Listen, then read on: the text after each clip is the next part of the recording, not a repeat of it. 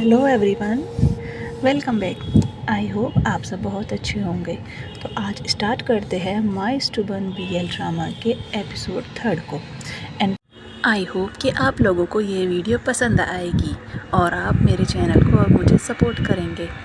Please enjoy कीजिए। तो शुरू करते हैं हमारे एपिसोड 3 के पार्ट 1 की Hindi explanation. I hope you guys will enjoy.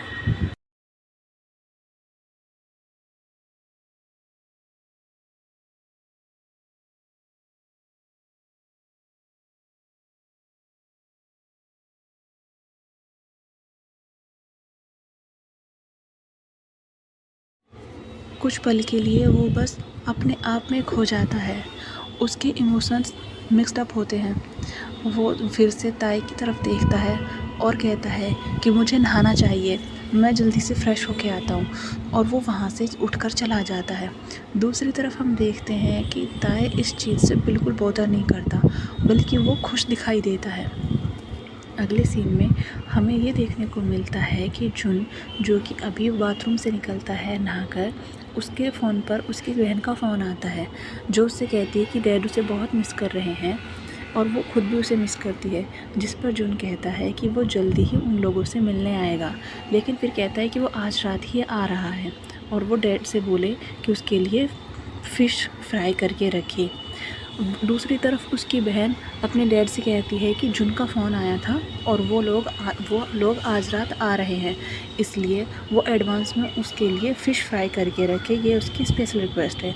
जिस पर उसके डैड कहते हैं कि मुझे उसकी बहुत चिंता होती है, लेकिन उसकी बहन अश्योर करती है कि वो वहाँ जॉब करता है, तो आपको चिंता करने की ज़रूरत नहीं है।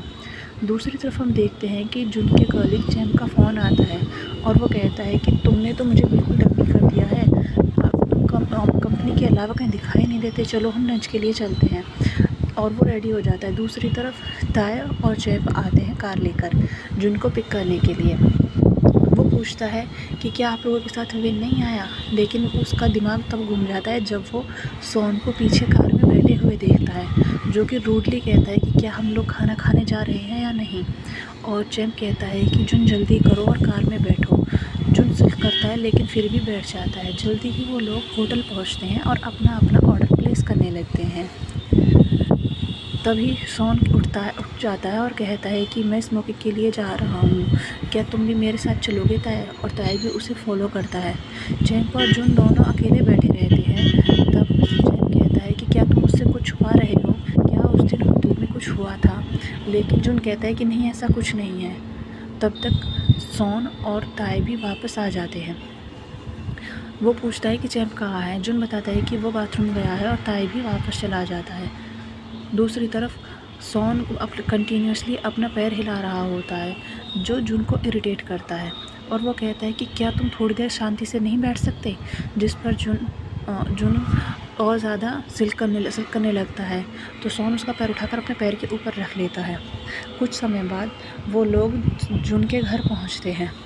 जुन गाड़ी से उतरते ही ज़ोर से अपने डैड को आवाज़ लगाता है और दौड़कर अंदर चला जाता है।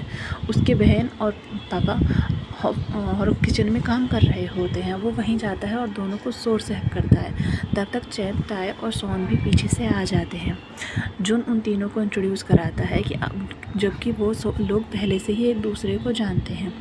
रात में सब लोग डिनर कर रहे होते हैं, जहाँ सब जुन के डैड के खाने की तारीफ़ करते हैं।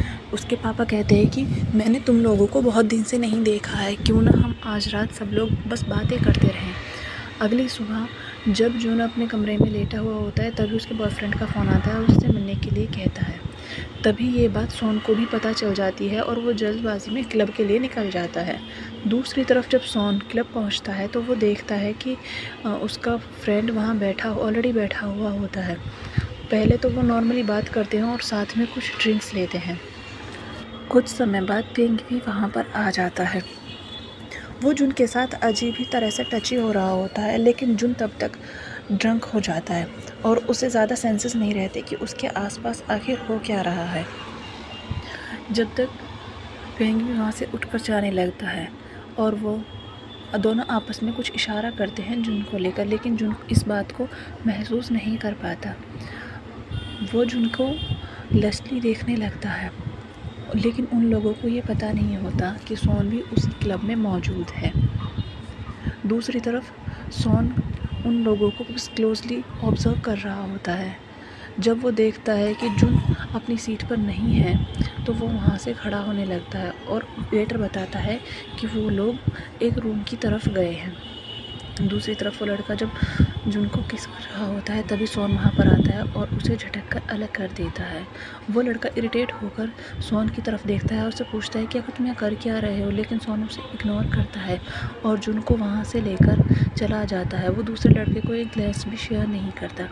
दूसरी तरफ जब शॉन और जुन अपने रूम पर पहुँचते हैं तो शॉन को समझ नहीं आता कि वो आखिर इस लड़के के साथ क्या करे। वो जुन को डांटने लगता है, लेकिन जुन उसी से कहने लगता है कि ये सब तुम्हारी वजह से हो रहा है। जब तक जुन उसके लिए टॉवल लेकर आता है, शॉन फिर से ड्रिंक कर रहा होता है। इस पर शॉन गुस्सा हो जाता है और वो उससे बॉटल छीन लेता है। वो कहता है कि तुम्हारी प्रॉब्लम क्या है, लेकिन शॉन कहता है कि ये सब तुम्हारी वजह से हो रहा है। तुम ऐसे इमोशंस मुझे दे रहे हो जो मुझे कंफ्यूज कर रहे हैं। जिस पर शॉन कहता है कि अगर तुम कंफ्यूज हो रहे हो तो क्या तुम जो मैं तुम्हें सिखा रहा हूँ तुम वो दूसरे लोगों के साथ करोगे। और इतना कहने के बाद वो शॉन को कस के तो आप लोगों को कैसा और लगा ये एपिसोड आज यहीं का खत्म हो एपिसोड? जाता है। प्लीज़ कमेंट करके ज़रूर बताना। न्यू वीडियोज़ के लिए चैनल को सब्सक्राइब करना और वीडियो को लाइक करना ना भूलना और बेल आइकन को ज़रूर प्रेस करना ताकि आने वाली वीडियोज़ का नोटिफिकेशन आपको सबसे पहले मिले। Thanks for watching this video. Stay safe, stay healthy and love you so much.